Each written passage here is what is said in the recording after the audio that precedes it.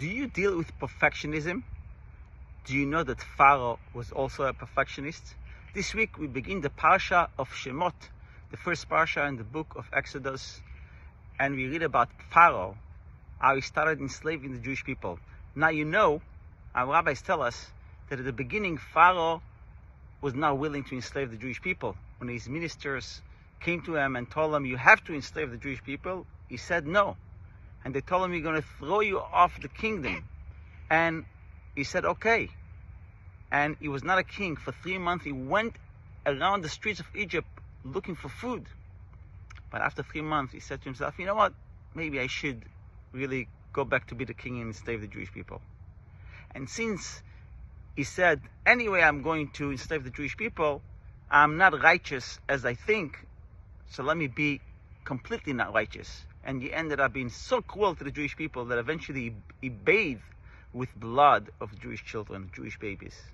This is the problem of perfectionism.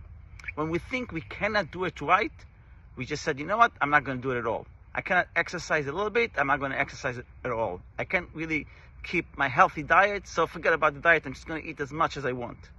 It doesn't work that way. Same thing with our relationship with Hashem, by the way.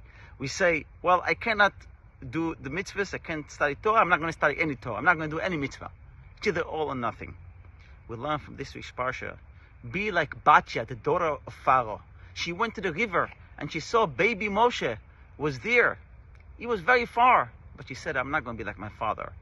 I'm going to do something, I'm going to reach my end. And even though he's very far, but I'm going to do what I can, the little that I can. And then a miracle happened, and as our rabbis tell us, her arm became much, much longer, and she was able, miraculously, to get Moshe out of the water and save his life. Same thing in our life. Do not be a perfectionist. It's not all or nothing. You could do one mitzvah, do that one mitzvah. You could be a good parent and be a little good to your children. Do what you can. It's not if you can't be a good parent, you're not going to be a good parent at all.